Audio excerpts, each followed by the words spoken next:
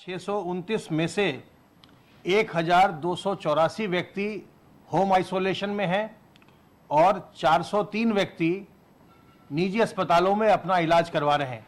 बाकी के सभी संक्रमित व्यक्ति सरकारी व्यवस्था में निःशुल्क अपना इलाज करवा रहे हैं। अब तक 3,52,830 लोगों ने होम आइसोलेशन के विकल्प का उपयोग किया है और इनमें से 3,51,546 व्यक्ति अपने होम आइसोलेशन की अवधि पूर्ण कर चुके हैं। संक्रमण के प्रारंभ से अब तक कुल 5,87,661 व्यक्ति उपचारित होकर संक्रमण मुक्त हो चुके हैं। इस समय अपने प्रदेश की रिकवरी का प्रतिशत 97.78% चल रहा है, 97.78%।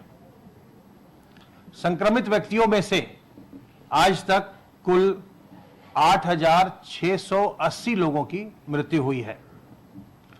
कल प्रदेश में 1,29,192 सैंपल्स की जांच की गई और अब तक कुल मिलाकर 2,83,40,622 सैंपल्स की जांच की जा चुकी है। ई संजीवनी पोर्टल का प्रदेशवासी निरंतर उपयोग कर रहे हैं और कल 4,830 व्यक्तियों ने घर बैठे चिकित्सकों की राय प्राप्त की, उनका परामर्श प्राप्त किया। और आप जानते हैं कि आपको आपके फोन पर ही या आपके लैपटॉप पर जहां इंटरनेट हो, डॉक्टरों से आपकी घर बैठे बातचीत होती है, परामर्श होता है और डॉक्टर का प्रिस्क्रिप्शन भी आपको आपके फोन पर ही या कंप्यूटर पर ही घर बैठे मिल जाता है। तो अब तक कुल मिलाकर के ई संजीवनी पोर्टल की सुविधा, टेलीमेडिसिन की सुविधा प्रदेश के 4,75,879 व्यक्तियों ने प्राप्त किया है और ये संख्या देश में किसी भी राज्य की तुलना में सर्वाधिक है। सर्वेलेंस की कार्रवाई के अंतर्गत 1,84,733 इलाकों में 5,10,551 टीम दिवस के माध्यम से 3,14,26,232 घरों का सर्विलांस किया जा चुका है और इनमें रहने वालों की संख्या 15,26,37,514 है। आज पूरे प्रदेश में कोविड वैक्सीनेशन का कार्य चल रहा है और आज भी स्वास्थ्य कर्मियों को वैक्सीन की डोज लगाई जा रही है। पहली डोज लगाई जा रही है। 1580 से अधिक सत्र पूरे प्रदेश में आज चलाए जा रहे हैं और प्राप्त सूचना के अनुसार 3 बजे तक 79,047 स्वास्थ्य कर्मियों को वैक्सीन की डोज दी जा चुकी है। तो आज 3 बजे तक प्रदेश में स्वास्थ्य कर्मियों को जो वैक्सीनेशन किया गया है पहली डोज, अब 5.42 लाख से ज्यादा स्वास्थ्य कर्मियों को वैक्सीन की पहली डोज दी जा चुकी है और 5 लाख से अधिक स्वास्थ्य कर्मियों को वैक्सीनेट करने वाला उत्तर प्रदेश आज पहला राज्य बन गया है। वैक्सीनेशन पर लगातार कार्य हो रहा है और कल भी हमारा वैक्सीनेशन का राउंड होगा जिसमें हम जो हमारे बचे हुए स्वास्थ्य कर्मी हैं उनके साथ साथ कल से हम अपने प्रदेश में फ्रंटलाइन वर्कर्स को भी प्रारंभ कर रहे हैं, उनका भी वैक्सीनेशन प्रारंभ कर रहे हैं, जिसके अंतर्गत पुलिस, रेवेन्यू और म्युनिसिपल कॉर्पोरेशन, म्युनिसिपैलिटीज के कर्मचारीगण, अधिकारीगण आते हैं। इन सबका और होमगार्ड और सिविल डिफेंस और डिजास्टर मैनेजमेंट और जेल के जो हमारे कर्मचारी हैं, इन सबको फ्रंटलाइन की कैटेगरी में रखा गया है। इसके अलावा जो अर्ध सैनिक बल हैं, केंद्रीय अर्धसैनिक बल जैसे कि सीआरपीएफ, बीएसएफ इत्यादि, और जो हमारी सशस्त्र सेनाएं हैं उनके जवान और अधिकारी, ये सभी फ्रंटलाइन वर्कर्स में रखे गए हैं और इनका वैक्सीनेशन अपने प्रदेश में कल से प्रारंभ होगा और इसकी भी तैयारी हो गई है, इसकी भी तैयारी हमारी पूरी है। जो सामान्य नागरिक हैं उनके लिए भी प्राथमिकताएं बनी हैं। सबसे पहले जो 50 वर्ष के से ज़्यादा उम्र के व्यक्ति हैं उनका वैक्सीनेशन किया जाएगा। जब स्वास्थ्य कर्मियों का और जो फ्रंटलाइन वर्कर्स हैं उनका वैक्सीनेशन का कार्य पूर्ण हो जाएगा तो उसी के आसपास फिर 50 साल से अधिक उम्र के व्यक्तियों का वैक्सीनेशन का कार्य प्रारंभ किया जाएगा। तो अभी आपके वैक्सीनेशन होने में समय है, थोड़ा समय लगेगा और संक्रमण कम हो गया है लेकिन संक्रमण समाप्त नहीं हुआ है, इसलिए सावधानी बरतते रहना ही सबसे अच्छा उपाय है। बचाव ही इस संक्रमण से मुक्त रहने का सबसे अच्छा तरीका है और अपने आप को बचाने के लिए और अपने इष्ट मित्रों को, परिवारीजनों को बचाने के लिए आपको अपने हाथ को साबुन पानी से बार बार साफ करते रहना है। अपने मुंह और नाक को ढक कर रखना है। जब भी आप सार्वजनिक स्थलों में जाएं या अन्य किसी ऐसे कार्यक्रम में जाएं जहां लोग बाग हों, अपने मुंह और नाक को ढक कर रखिए। मास्क से, रुमाल से, गमछे से, दुपट्टे से ढक कर रखिए और लोगों से कहीं भी 2 गज की दूरी बनाकर रखिए।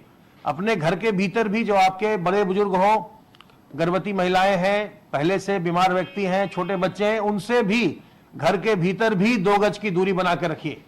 क्योंकि आप बाहर निकलते हैं, बाहर निकलने के क्रम में, काम करने के क्रम में, बाजार जाने के क्रम में अगर आपको कभी संक्रमण आ भी गया तो आपसे आपके परिवार वाले संक्रमित न हो या आपके घर वाले संक्रमित न हो, यह ध्यान आपको रखना है। जब तक कि ये इस बात की घोषणा नहीं हो जाती है कि ये जो महामारी है ये पूरी तरह से नियंत्रित हो गई, समाप्त हो गई, तब तक सावधानी बरतते रहनी है। तो ये सावधानियां बरतते रहिए। अगर लक्षण आए तत्काल अपनी जांच करवाइए। जांच की व्यवस्था, इलाज की व्यवस्था बिल्कुल निःशुल्क है और इसमें किसी प्रकार का अगर कोई संदेह हो, कोई शंका हो आपके मन में तो हमारे हेल्पलाइन नंबर 1800 180 51 45 पर फोन करिए। सावधान रहिए, सतर्क रहिए, संक्रमण से बचे रहिए, स्वस्थ रहिए और प्रसन्न रहिए।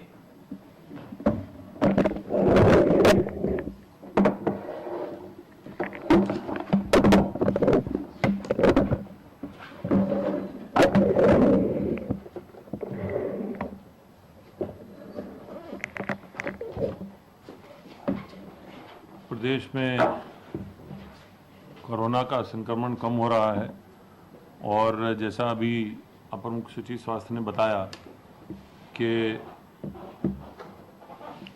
प्रदेश में कोरोना से संक्रमित व्यक्तियों की संख्या अब 4000 से नीचे रह गई है।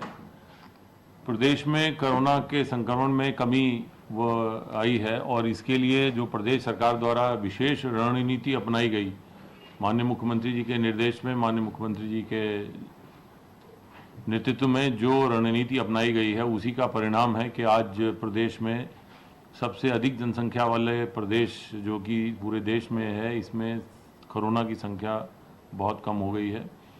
विशेष अभियान चलाकर कोरोना से लड़ाई में घर घर जाकर जांचें की गई हैं। लगभग 2,83,00,000 तो कोविड टेस्ट हुए हैं। इसके साथ साथ स्वास्थ्य विभाग की टीमें जो हैं घरों तक गई हैं और घरों पे जाने के माध्यम से लगभग 15,26,00,000 की जनसंख्या को जाके उन्होंने स्वयं पूछा है, उनसे संक्रमण का हालचाल लिया है, जानकारी ली है।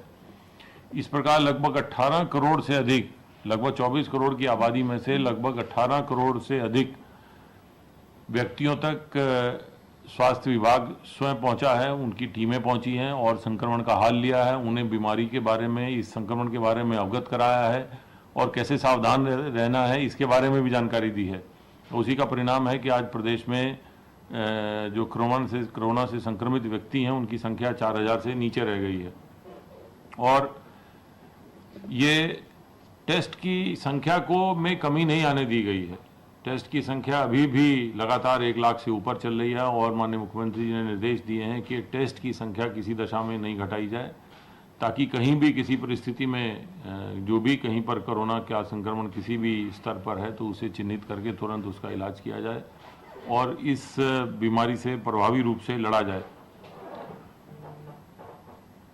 संक्रमण के लिए जो है उससे बचाव के लिए टीकाकरण भी चल रहा है, और जैसा उन्होंने बताया देश में सबसे अधिक लोगों को टीकाकरण जो है वो उत्तर प्रदेश में हुआ है, और वो टीकाकरण की प्रक्रिया तेजी से जारी है।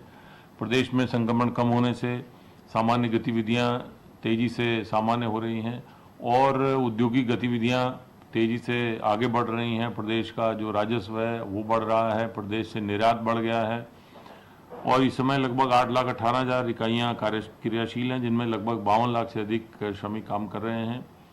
इसके अतिरिक्त जो एमएसएमईज हैं, एमएसएमईज जो हैं, जो कि प्रदेश में लगभग 90 लाख से अधिक एमएसएमई स्थापित हैं और काफ़ी बड़ी संख्या में हमारे युवा उनमें रोजगार पाए हुए हैं।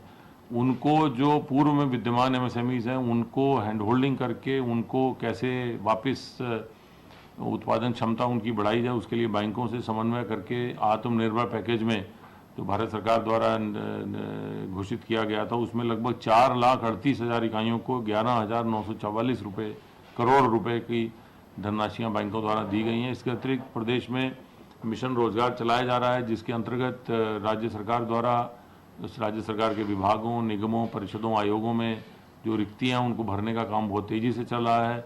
लगभग 4 लाख के आसपास सरकारी नौकरियां दी जा चुकी हैं।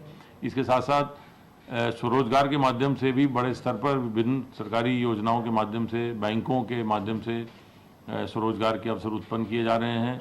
एमएसएमईज के माध्यम से युवाओं को अधिक से अधिक रोजगार के अवसर पैदा हों, इसके लिए सम बैंकों से समन्वय करके विशेष प्रयास किए जा रहे हैं, और उन्हीं विशेष प्रयासों का परिणाम है कि वर्तमान वित्तीय वर्ष में अब तक लगभग 8,49,000 नई एमएसएमई इकाइयों को बैंकों द्वारा लगभग 29,160 करोड़ रुपए के ऋण वितरण किए गए हैं।